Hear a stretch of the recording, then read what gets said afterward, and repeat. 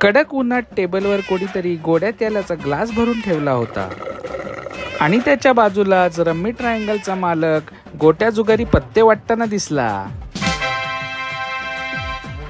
आणि बाजूला माझे मित्र त्यांचं नशीब आजमावताना दिसले।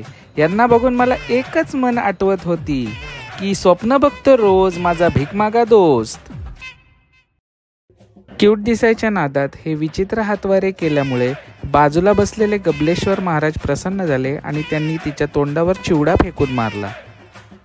नंतर आम्ही निखिलभाऊ हॉर्नबिलकर यांचे नवीन होमस्टे पाहायला गेलो, ज्याला पुष्पादादा झुकेगा नहीं साला यांनी दिलेल्या लाल चंदन पासून बनवलं होतं।